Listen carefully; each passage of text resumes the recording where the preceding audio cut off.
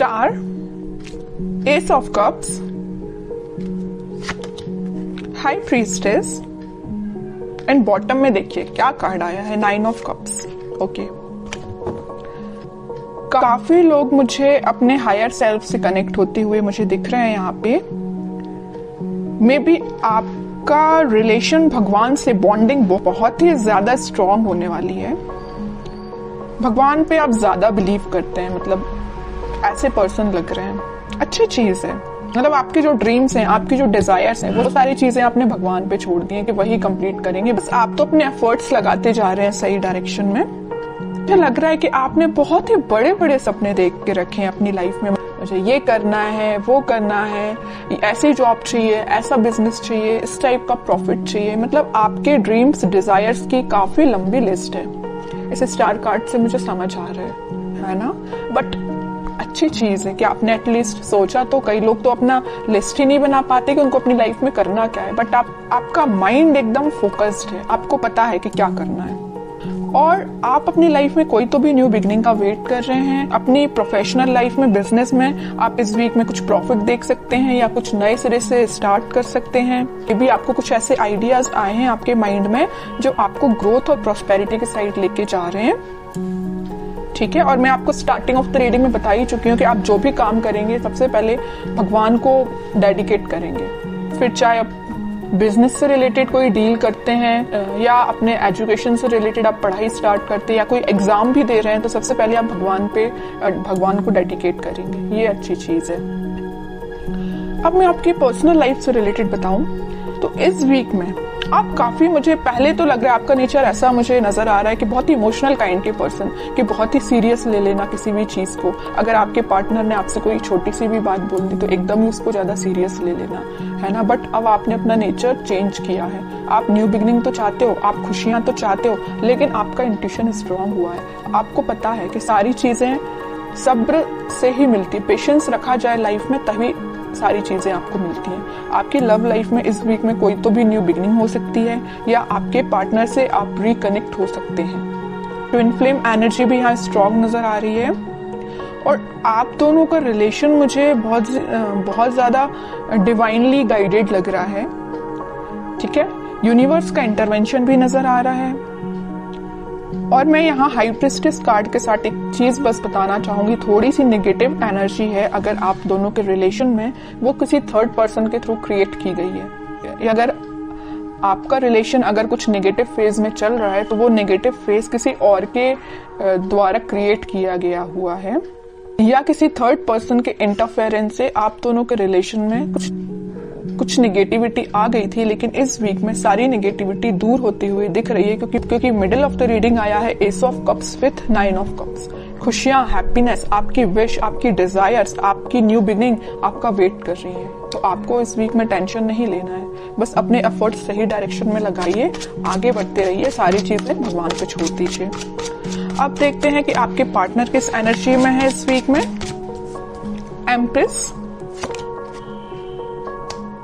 7 of wands, king of wands and bottom में आया है क्वीन ऑफ पेंटिकल्स। आपके पार्टनर की एनर्जी जैसे मुझे शो हो रही, मैं अभी आपको स्टार्टिंग ऑफ द रीडिंग में ही बताया था कि आप दोनों के रिलेशन में कोई थर्ड पर्सन है जो आप दोनों के बीच में नेगेटिविटी क्रिएट किए हुए हैं। तो वो आपके पार्टनर को अच्छे से पता है कि वो पर्सन कौन है जो उनके माइंड को डाइवर्ट करता है या आप दोनों के बीच में नेगेटिविटी लाने का काम कर रहा है। तो वो बहुत ज्यादा डिफेंसिव काइंड के हो गए हैं, है ना। उन्हें स्ट्रॉन्ग बाउंड्रीज बना ली है कि किसी भी पर्सन को एंट्री नहीं देनी है। ये जगह सिर्फ आपके लिए है। न्यू बिगिनिंग करना चाहते हैं तो आपके साथ करना चाहते हैं। यहाँ पे देखिए एक एम्प्रेस आया और एक क्वीन का कार्ड आया, फेमिनाइन एनर्जी स्ट्रॉन्ग आई है। तो आपको वो बहुत ही ज्यादा मल्टी टैलेंटेड काइंड का पर्सन समझते हैं और आप हो भी। ठीक है, मैं पहले बता चुकी हूँ कि आपका फोकस सिर्फ या मनी पे या लव लाइफ पे, मतलब दोनों पे ही फोकस है। बैलेंस्ड वे में अपनी लाइफ में आगे बढ़ रहे हो। यहाँ पे आप खुद पे भी ध्यान दे रहे हो, मटेरियलिस्टिक चीजों पे भी ध्यान दे रहे हो, लव लाइफ पे भी ध्यान दे रहे हो, तो यहाँ पेंटिकल पे भी ध्यान दे रहे हो। ठीक है, तो वो आपको बहुत ही ज्यादा इंटेलिजेंट काइंड का पर्सन समझते हैं और उनको मैं बता चुकी हूँ, बहुत अच्छे से पता है कि कोई आप दोनों के बीच में मिसअंडरस्टैंडिंग्स क्रिएट कर रहा है, तो इस वजह से वो थोड़ा सा डिफेंसिव हो गए हैं और स्ट्रॉन्ग बाउंड्रीज उन्होंने बना ली है। और एक चीज आप यहाँ पे नोटिस करेंगे, यहाँ आया है क्वीन ऑफ पेंटिकल्स और यहाँ आया है किंग ऑफ वॉन्ड्स। ठीक है, आपके पार्टनर अभी तक प्लेफुल एनर्जी में थे, इन एंड आउट सिचुएशन में रहते थे, कभी आपको ज्यादा सीरियस लिया नहीं, या उन्होंने जो भी बात आपसे की, आप दोनों के बीच में जो भी कन्वर्सेशन हुआ तो मे बी उन्होंने उसको कभी सीरियसली नहीं लिया। बट इस वीक में वो सीरियस हो सकते हैं, क्योंकि यहाँ देखिए क्वीन के हाथ में जो पेंटिकल है उसका फोकस सिर्फ पेंटिकल पे है, यहाँ वहां नहीं है। यहाँ किंग के हाथ में जो वॉन्ड्स है उसका फोकस तो वॉन्ड पे भी है, लेकिन बाकी सारी चीजों पे भी है। प्लेफुल एनर्जी है एकदम, है ना, फोकस्ड नहीं है ज्यादा। बट इस वीक में वो फोकस्ड होके आपके साथ कोई न्यू बिगनिंग करने का सोच सकते हैं, आपसे कुछ कन्वर्सेशन कर सकते हैं, और वो डिफेंसिव तो है ही अपनी लाइफ में। अब देखते हैं कि वो कोई एक्शन ले सकते हैं क्या। ये तो उनकी एनर्जी अपन को पता चल गई है, क्या वो आपके साइड कोई एक्शन ले सकते हैं इस वीक में। एक्शन की बात की नहीं कि 4 ऑफ पेंटिकल आ गया। मैं कह रही हूँ ना, वो आपको बहुत ही ज्यादा इस टाइप का पर्सन समझ रहे हैं कि बस आप उन पे फोकस करें, वो आप पे फोकस करें।